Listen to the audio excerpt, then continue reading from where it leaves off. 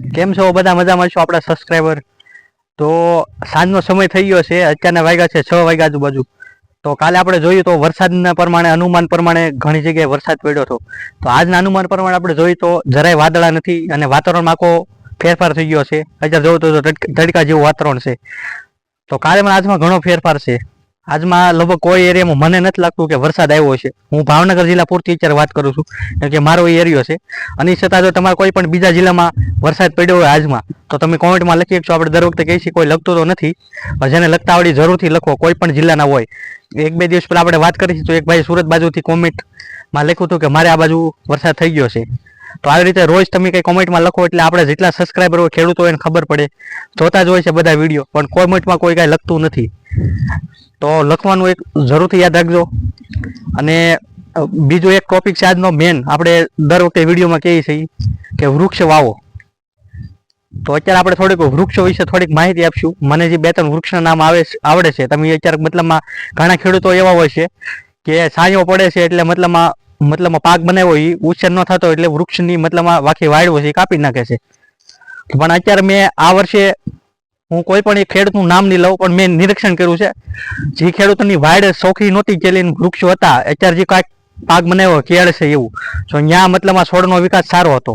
એટલે આપણે મતલબમાં એવું હોય કે આપણે વૃક્ષ હોય એને મતલબમાં હેડા પડખે તો કોઈ પણ મોલ કર્યો હોય તો એનો વિકાસ ન થતો, એ વાત ખોટી છે. વૃક્ષ હોય તો મતલબ છોડનો વિકાસ સારો થાય છે. આપણે પણ આ વર્ષે જોઈએ તો ગરમી પણ બહુ પડી છે, તો વૃક્ષ હોય તો ઘણો ફાયદો થાય છે એવું આપણે નિરીક્ષણ થયું છે. અને છતાં મેં આ વાત કરી છે, તમને કાંઈ એવું લાગતું કે આ વાત ખોટી છે, તમે કોમેન્ટમાં જરૂરથી લખી શકો છો કે આ વાત ખોટી છે. બીજું, એ વૃક્ષ કયા વાવવા? તો જો કે હું નામ આપું છું એવું નથી કે આપણે ભાઈ મોંઘા વૃક્ષ હોય એટલે એ ન વાવો એમ. તમે આંબા પણ બન્યો કે ખેડૂતો હોય, તમે 10-12 આંબા વાવી શકો, એનો સાયો સારો થાય, 2-3 વર્ષ તમે કેરી પણ ખાઈ. આ વખતે જોઈએ તો કેરીના ભાવ પણ બહુ ઊંચા હતા અને ખાઈ ન હોય કે અમુકને જે મતલબમાં શું કહેવાય, જે ગરીબ વર્ગના હોય, આપણે કોઈ અત્યારે મતલબમાં શું કહેવાય કોઈ વર્ગની ઓલી નથી કરતા, પણ મતલબ આપણે એક ઉદાહરણ આપ્યું છે. તો એ બધું તમે કરી શકો છો. તો વૃક્ષમાં આંબા વાવી શકો, જાંબુ છે, ચીકુ છે. સિટીમાં લોકો રહેતા હોય ત્યાં મતલબમાં લગભગ વેસાવ આવતા જ હોય સમય થાય ત્યારે. તો મેન ટોપિક આપણો છે વૃક્ષ વાવવા શા માટે જરૂરી છે. તો મેન એક તમને અત્યારે ખુલાસો કરી દઉં. અત્યારે વરસાદ મતલબમાં અનિયમિત થયું છે, મેન કારણ એ છે કે આપણે વૃક્ષો કાપી નાખ્યા છે. મારું કેવું એ છે, એ છતાં તમારું શું કેવું છે તમે કોમેન્ટમાં લખી શકો છો. મારું અનુમાન એવું છે કે હું ધારું એવું તો કઈ હોય એવું કઈ શક્ય નથી, પણ મેં એવું અનુમાન કર્યું છે કે આપણે વૃક્ષ જેટલા અનિયમિત છે તો વૃક્ષ એટલા જરૂરી છે કે છાંયો હોય. અત્યારે તમે જોઈશું આ વર્ષે ગરમી બહુ પડી છે, એનું મેન કારણ શું છે? વૃક્ષ કપાઈ ગયા. પહેલા હું તો વૃક્ષ હતું એની હિસાબે પહેલા ટેમ્પરેચર તો એટલું જ હતું, 40-42 એવું જ હતું, પણ એની હિસાબે વૃક્ષની હિસાબે આપણે લૂ ઓછી લાગતી. તો અત્યારે વૃક્ષની નથી એને કારણે ડાયરેક્ટ આપણે લૂ લાગે છે. તો અત્યારે આપણે સમય આવી છે, ચોમાસું આવી રહ્યું છે. હજી તો અમુક વિસ્તારમાં વાવણી થઈ છે, પણ આ વર્ષે વાવણી એવી થઈ છે કે મતલબમાં જેવો વરસાદ હોય એવો છો નથી. તો મેં આગળ તમને વાત કરી, મારું એવું કેવું છે આપણે વૃક્ષ કાપી નાખીએ એની હિસાબે વરસાદ પણ આપણથી શું કહેવાય રીસાઈ ગયો છે. જે શબ્દનો આપણે ઉપયોગ કરીએ છીએ, તો ખાસ બધા માટે આ શબ્દ લાગુ પડે છે. ખેડૂત હોય તો છતાં કોઈ સિટીમાં રહેતો એની માટે આ શબ્દ લાગુ પડે છે. એવું નથી કે ખેડૂત જ વૃક્ષ વગાડે, વૃક્ષ કોઈ પણ વાવી શકે. આમાં કોઈ પણ ભણેલા હોય, શિક્ષક હોય, એ વર્ગને પણ ખબર છે કે વૃક્ષો કેટલા જરૂરી છે. આપણે નાના હોય ત્યારે અમુક ભણતા હોય તો એને ખબર છે વૃક્ષ કેટલા આપણે ફાયદાકારક છે. તો એટલા વૃક્ષો આપણે કાપી નાખ્યા છે. તો એને જેમ બને એમ જલ્દીથી ઉગાડીએ તો આવનારો સમય 2 થી 3 વર્ષમાં એટલી ગરમી ન પડે. અત્યારે આપણે વૃક્ષ વાવશું તો 2 થી 3 વર્ષ પછી આપણને કામમાં આવશે, કેમ કે ડાયરેક્ટ તો એવું નથી કે 6 મહિનામાં આપણે ઇન્જેક્શન દીધું એટલે દરેક એનો વિકાસ થઈ જાય. તો અત્યારથી બધા આ વિડીયો ખાસ જોવો, બને એટલો શેર કરો, જેથી બધાને વૃક્ષ વિશે માહિતી મળે.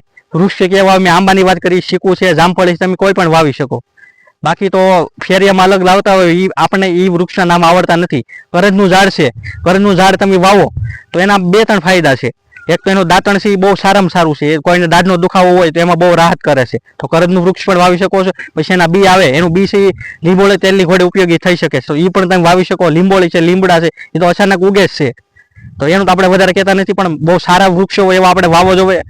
અને એવું લાગશે તો આપણે કરજને લગતો કોઈ ખેડૂતની વાડીએ મોટું વૃક્ષ છે તો એમાં આપણે માહિતી વાળો થોડોક વિડીયો બનાવવાની પણ ગમે ત્યારે કોશિશ કરશું. તો જ્યારે હું વિડીયો બનાવી તો તમને એક દિવસ અગાઉ પણ જાણ કરી દે કે આપણો કરજનો વૃક્ષનો વિડીયો આવશે. તો રોજ હું આવી મહેનત કરું છું. ચેનલને સબસ્ક્રાઈબ કરવાનું બાકી હોય તો સબસ્ક્રાઈબ કરી લો. અને જ્યારે તમે વાતાવરણ જોશો તો હાવ એકદમ સૂર્યપ્રકાશ વાળું છે, જોઈ શકો છો. આજે વાદળછાયું વાતાવરણ જરાય નથી, મતલબમાં 2 દિવસ પહેલા જેવું વાતાવરણ હતું એવું નથી. આજે વાતાવરણ હાવ પલટાઈ ગયું છે. તો મારું કહેવાનું એમ છે કે વૃક્ષ વાવો અને આજના આપણે મેન વાત કરીએ કે વરસાદી વાતાવરણમાં, તો આજે અમારા ભાવનગર જિલ્લામાં લગભગ આજના કોઈ પણ વરસાદની શક્યતા વાળું મતલબ વરસાદ પડ્યો નથી. એ છતાં કોઈ પણ જિલ્લામાં આજે વરસાદ પડ્યો તો કોમેન્ટમાં લખજો, જેથી રોજ આપણા કોઈ ખેડૂતો હોય વિડીયો જોતા હોય તો એને ખબર પડે કે આજે અમરેલીમાં આ વિસ્તારમાં વરસાદ પડ્યો છે. તમે કોમેન્ટમાં લખશો તો જ ખબર પડશે. તો એ ખાસ નોંધ છે મારી. તો હવે આપણે અહીંયા વિડીયોને વિરામ કરશું અને આપણી ચેનલને સબસ્ક્રાઇબ કરવાનું બાકી હોય તો એકવાર ફરીથી કહી દઉં છું, સબસ્ક્રાઇબ કરી લેજો. તો આભાર.